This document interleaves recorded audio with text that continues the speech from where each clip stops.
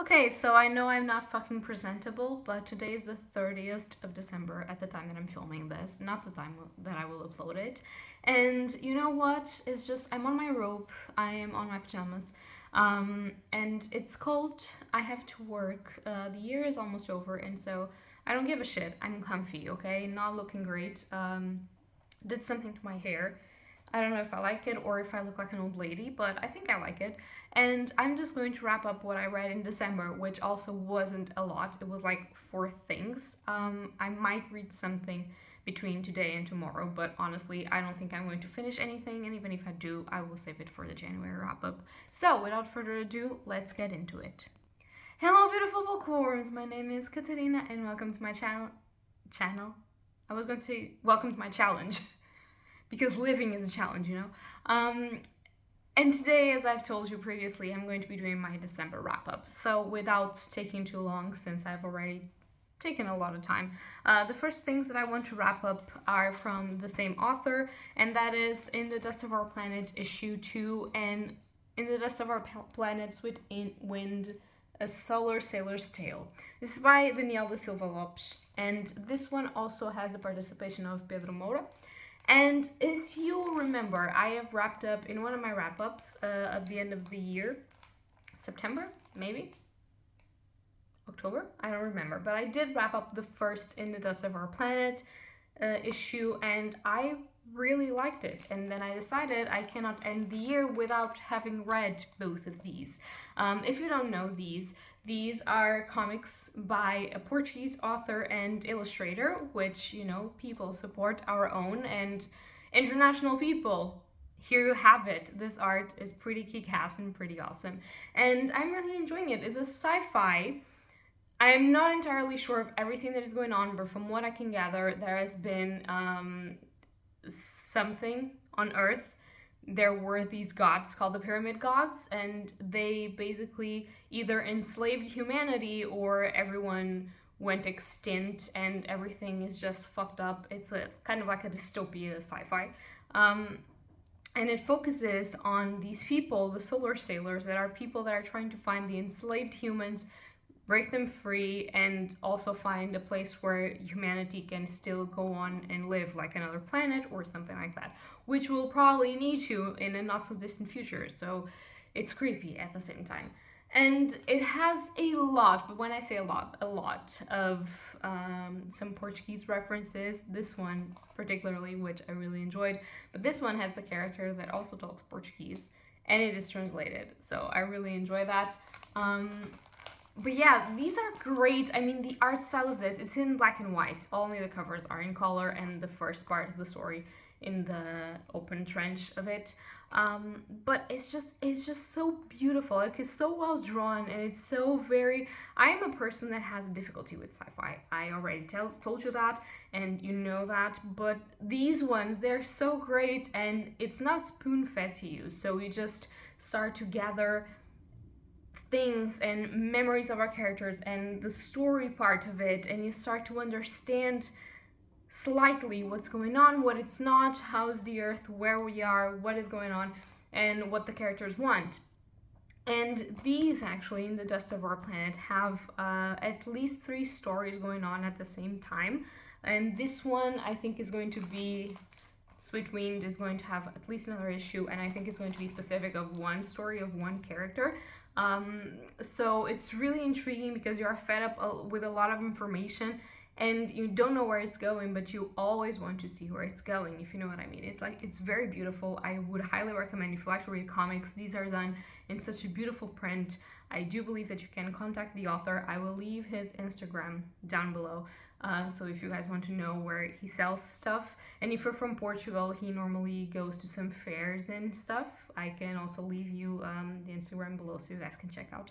And it's incredible. I am really happy that Danielle is doing this. I am a fan of his work now. I've only read this, but you know, I'm a fan.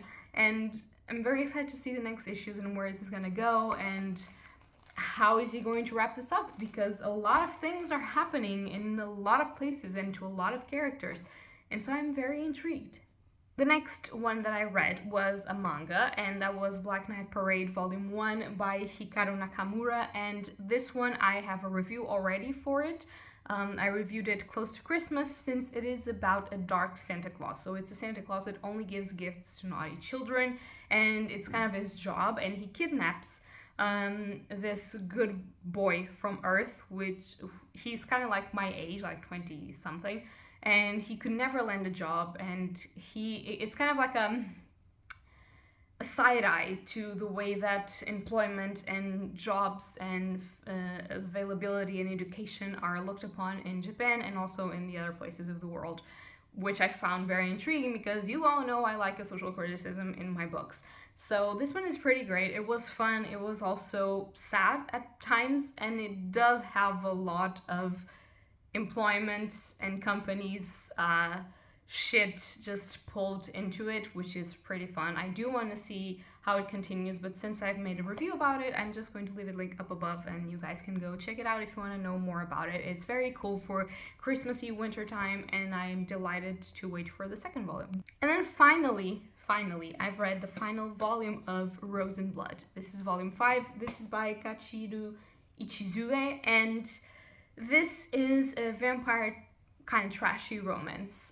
It's about this girl. She gets into an accident in her carriage, and she is found by 4 vampires that live in a mansion and that are slowly but surely going insane, and each of them are like brothers but not really, and something happened in their past, and each of them has a main thing that they have to do to keep themselves alive, and she's like the fresh blood that comes in and fucks everything around.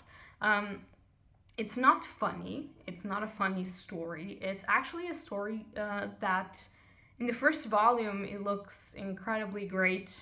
In the second one it looks like romancy, which I made a review. I don't know if for the first one or for the first 2, but I will leave a link up above if I remember to do so. But after that, the 3rd, 4th, and 5th, you can see that there is a lot of triggers for toxic relationships, not between our main characters, not so much, but for something that happened previously to our main character, Stella, appeared in this mansion, and how these vampires were turned and formed and created. It has a lot to do with toxic relationships, with abuse, with sexual abuse, actually, either as well, I was saying. And it has an interesting ending, an ending that is easy to go to, but an ending nonetheless that I enjoyed. I like these 5-volume series. I wouldn't recommend it to everyone because I don't feel like the way that relationships are portrayed in here are very... how was I going to say this? I don't think really young people should read this and interpret relationships as these.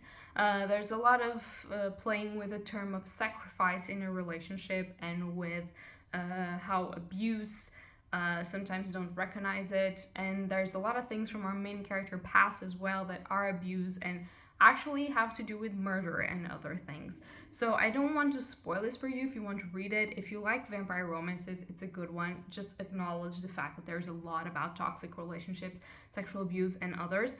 Not done to our main character directly, but that is talked about so much. And so it's a thematic that I didn't know it was going that way, and when they approached it, I was like, oh shit, this is going to be... yeah. But it's not a dark romance. It's not your normal Twilighty, trashy vampire paranormal romance. It has a little bit more of a, to it, but it was fun. The art style of this is incredibly beautiful. Let's see if I can find something that it's not fucking spoiling. Like this.